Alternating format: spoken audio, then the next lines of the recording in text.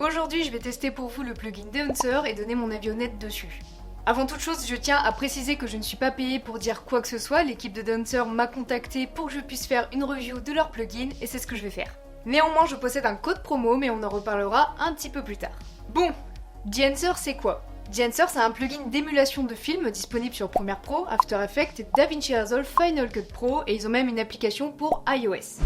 Concrètement, c'est pour nous aider, nous, monteurs vidéo, vidéastes, étalonneurs et j'en passe, à créer un look cinématographique. Qu'on soit bien d'accord, si vous avez mal filmé, mal cadré, mal fait vos réglages, Dancer va pas rattraper toutes vos bêtises. Le look cinématographique, c'est un tout, c'est pas seulement une lutte appliquée à vos plans. Ceci étant dit, on va directement passer sur Premiere Pro. Donc une fois que vous avez installé le plugin et que vous avez activé votre licence, ça se présente comme ça. Vous pouvez venir chercher notre plugin dans les effets et l'appliquer tout simplement sur un calque d'effet ou sur le plan directement. Ensuite, dans Options d'effets, nous avons donc l'effet que nous venons d'appliquer, donc Dancer Pro, et ici, nous avons plein de paramètres.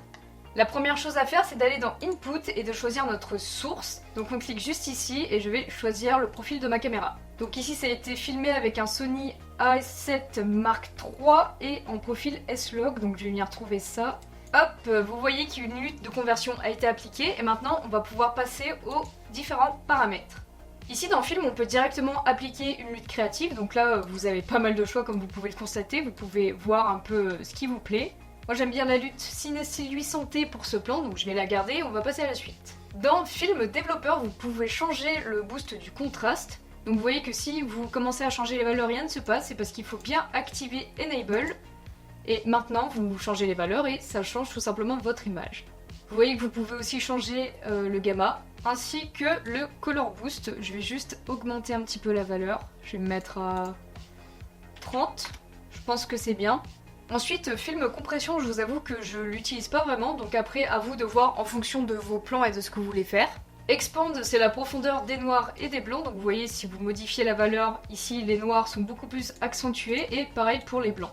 Ensuite, dans Print, vous pouvez changer le profil, moi je reste en linéaire, et vous pouvez changer l'exposition, le contraste, la couleur, non, la densité de la couleur, pardon, ainsi que la saturation. Je vais venir faire quelques modifications, je vais faire quelques tests. Ensuite, Colorette, je vous avoue que j'y touche pas du tout, c'est pour changer un peu les couleurs ambiantes dans l'image. Par exemple, si je change les mid-tones, vous voyez que si j'augmente, l'image devient jaune, et si je diminue, l'image devient bleue.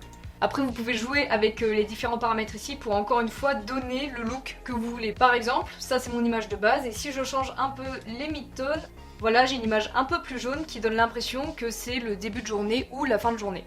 Je vais réinitialiser ce paramètre, on va passer à la suite. Alors, le grain, si on zoome dans l'image, on pourra voir qu'il y a du grain. Vous voyez ici, c'est un peu moche, il y a beaucoup de grain. Et on peut venir changer ça juste ici.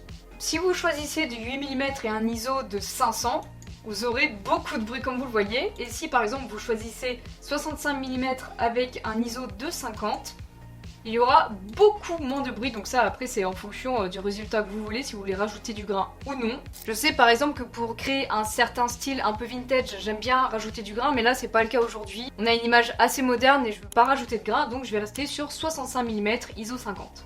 Halation, j'y touche pas du tout, mais vous pouvez faire des tests de votre côté.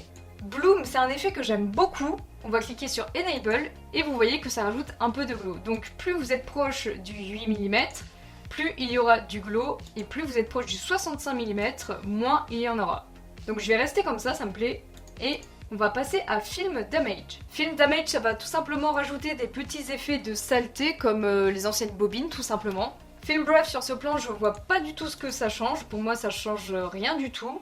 Par contre, Gatewave, toujours pour un style un peu vintage, ça rajoute des tressautements dans l'image, comme les vieilles bobines encore une fois. Overscan, c'est pour rajouter un effet vintage en plus. Vous voyez qu'on a un contour, donc ici on est en super 35 mm, mais si je viens en super 8, vous voyez que c'est pas la même chose et que celui-là est peut-être plus connu. Vous pouvez changer beaucoup de paramètres, ce qui est bien utile parce que vous pouvez vraiment personnaliser votre overlay. Bon, vignette, j'ai pas vraiment besoin d'expliquer ce que c'est, vous savez tout ce que c'est, ça rajoute du noir sur le contour. Monitor, j'ai aucune idée de ce que c'est. Output non plus. Et ce qui est bien, c'est que si vous aimez votre lutte, vous pouvez tout simplement l'exporter juste ici et l'utiliser pour de prochains projets. Voilà donc ce qui est possible de faire avec Dancer. Maintenant que je vous ai montré les différentes fonctionnalités, je vais vous donner mon avis perso. Honnêtement, je trouve que c'est un très bon plugin, en tout cas pour mon utilisation personnelle. Je suis extrêmement loin d'être une étalonneuse pro, je suis même une noob dans ce domaine, donc j'avoue qu'arriver à un beau résultat avec peu d'efforts, c'est satisfaisant. Le fait qu'il y ait pas mal de choix et que tout est personnalisable, c'est aussi un très gros point positif.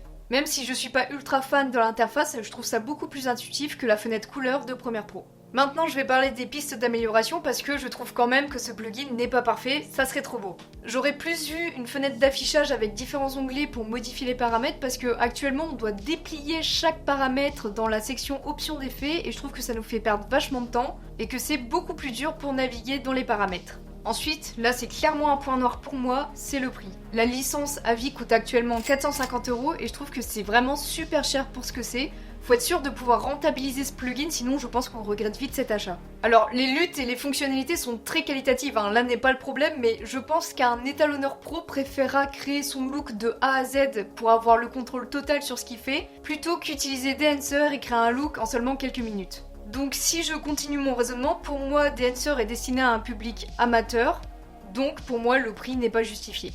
Mais peu importe votre niveau, si vous voulez vous le procurer parce que honnêtement ça reste un plugin intéressant, vous pouvez utiliser mon code promo OneCut pour avoir moins 10% sur n'importe lequel de leurs produits. N'hésitez pas à me donner votre avis en commentaire, est-ce que vous allez l'utiliser, dans quel contexte, est-ce que vous trouvez que c'est un plugin plutôt pour les pros ou amateurs, je suis vraiment curieuse d'avoir différents points de vue. C'est la fin de cette review et moi je vous dis à la semaine prochaine pour une nouvelle vidéo.